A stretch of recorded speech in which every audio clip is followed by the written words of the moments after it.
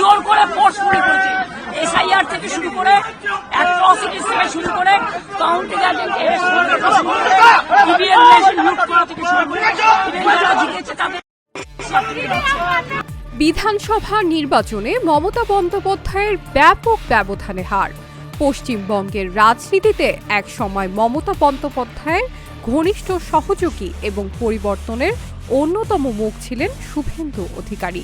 সেই শুভেন্দুর কাছেই 15,105 ভোটের ব্যবধানে হেরেছেন তিনি।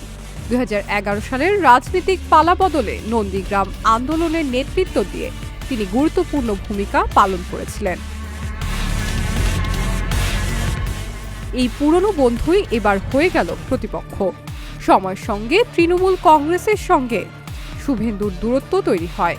এর পেছনে দলীয় ক্ষমতার ভারসাম্য, সংগঠনগত দ্বন্দ্ব এবং নেতৃত্বে পরিবর্তন এবং পরিবারতান্ত্রিক রাজনীতির অভিযোগকে কারণ হিসাবে তুলে ধরা হয়েছে। বিশেষ করে অভিষেক ব্যানার্জির উত্থান এবং দলীয় যুব নেতৃত্বে পরিবর্তনের পর শুভেন্দুর গুরুত্ব কমে যায়। পরে প্রশান্ত কিশোর এবং অন্যান্য রাজনৈতিক ঘটনার পর 2020 সালে শুভেন্দু তৃণমূল ছাড়েন এবং ভারতীয় জনতা পার্টিতে যোগ দেন।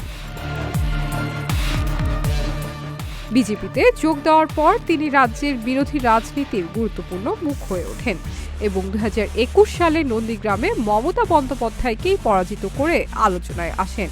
পরবর্তীতে ভবানীপুরেও মমতার বিরুদ্ধে লড়াইয়ে শুভেন্দু জয়ী হয়ে নিজের রাজনৈতিক অবস্থান আরও শক্ত করেন। শুভেন্দু নিজেকে সাহস, লড়াই এবং দীর্ঘ রাজনৈতিক সংগ্রামের মাধ্যমে নেতা হিসাবে তুলে ধরেছেন।